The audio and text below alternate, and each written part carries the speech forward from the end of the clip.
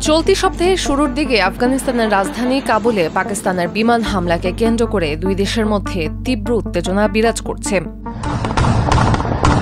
হামলার দুদিন পর দেশ দুটির সীমান্তে সৈন্যদের মধ্যে ব্যাপক সংঘর্ষের ঘটনা ঘটে। সংঘর্ষের পর উভয় দেশের সব স্থলবন্দরের কার্যক্রম বন্ধ রয়েছে। কাবুল দাবি করেছে অভিযানে ৫৮ পাকিস্তানি সেনা নিহত আর আহত হয়েছেন আরও ৩০ জন।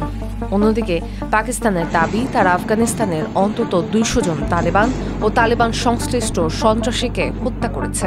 সংঘর্ষে নিজেদের ২৩ সেনা প্রাণ হারিয়েছেন।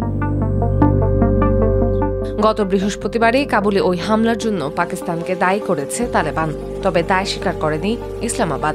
তারা উল্টো অভিযোগ করেছে তালেবান সরকার তেহরিক-ই-তালেবান পাকিস্তান বা টিটিপি যোদ্ধাদের প্রশ্রয় দিচ্ছে, যারা পাকিস্তানে সরকারের পতন ঘটিয়ে ইসলামী শাসন প্রতিষ্ঠা করতে চায়।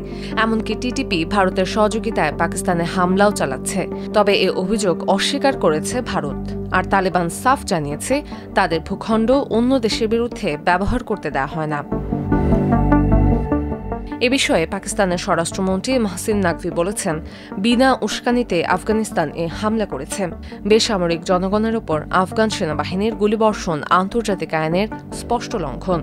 ভারতের মতো আফগানিস্তানকেও উপযুক্ত জবাব দেওয়া হবে বলে হুঁশিয়ার দেন তিনি। সীমান্তে সংঘর্ষের দুদিন আগে সপ্তাহব্যাপী ভারত সফরে গেছেন তালেবান সরকারের পররাষ্ট্রমন্ত্রী আমির খান মুত্তাকি। আফগানিস্তানে ২০২১ সালে তালেবান ক্ষমতায় আসার পর এটি তার প্রথম ভারত সফর।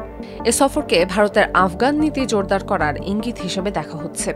মুত্তাকি ভারতের পররাষ্ট্রমন্ত্রীর সঙ্গে বৈঠকের পর নয়াদিল্লি ঘোষণা করে তারা কাবুলে আবারও ভারতীয় দূতাবাস খুলবে।